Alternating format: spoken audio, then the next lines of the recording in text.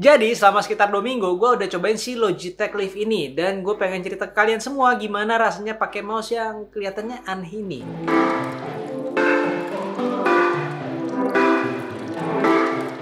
Backstory dulu, kemarin itu gue sempat lihat beberapa story teman-teman yang mengeluhkan kalau tangannya itu sakit. Dan setelah cek ke dokter, itu curiganya salah satu penyebabnya adalah kelamaan pakai mouse. Setelah gue googling bentar, akhirnya gue ketemu beberapa artikel yang menjelaskan kenapa penggunaan mouse yang biasa kita gunakan atau yang horizontal itu bisa menyebabkan sakit pada tangan. Dan itu akibat dari posisi yang kurang natural ketika kita menggunakan mouse horizontal.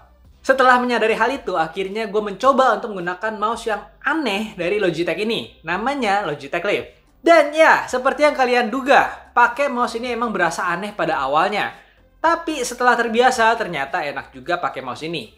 Malah kebalikannya, pakai mouse horizontal itu jadi berasa aneh. Sebelumnya terima kasih kalian udah nonton video ini dan kalian bisa dukung channel ini dengan klik like dan subscribe karena akan sangat membantu channel ini untuk berkembang. Ada beberapa hal yang gue suka dari mouse ini.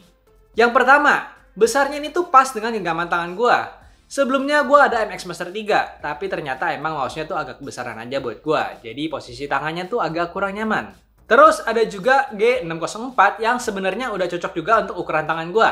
Tapi sayangnya entah kenapa si G604 ini mengalami double click. Jadi gue berasa nggak nyaman aja ketika ngedit atau main game. Yang kedua, bentuknya yang aneh ini ternyata emang bikin tangan gue lebih nyaman. Dan bisa mencegah yang namanya carpal tunnel syndrome. Iya, carpal tunnel syndrome. Bukan carpal selam ataupun carpal terbang. Yang ketiga, mouse ini tuh suara kliknya tuh silent banget. Nggak bersuara sama sekali. Hening. Kayak pemerintah yang nggak peduli sama suara rakyat kecil.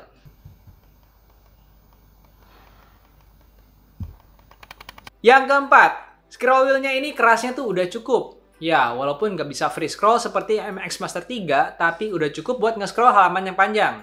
Yang kelima, dia bisa terhubung dengan software Logi Plus dan memungkinkan tombolnya untuk dikustomisasi sesuai kebutuhan. Yang keenam, dia bisa terhubung dengan dua cara, pakai Bluetooth atau pakai dongle.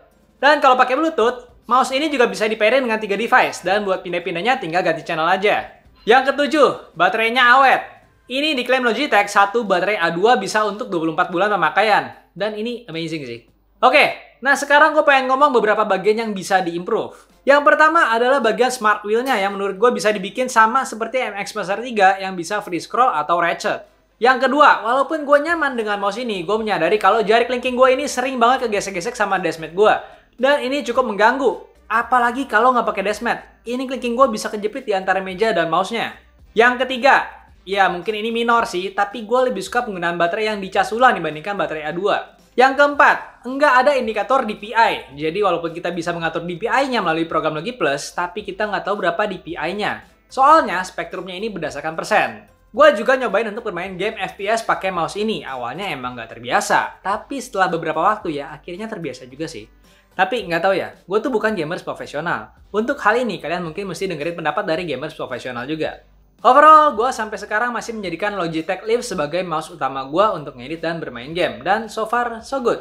Gue nggak nyesel pakai mouse ini.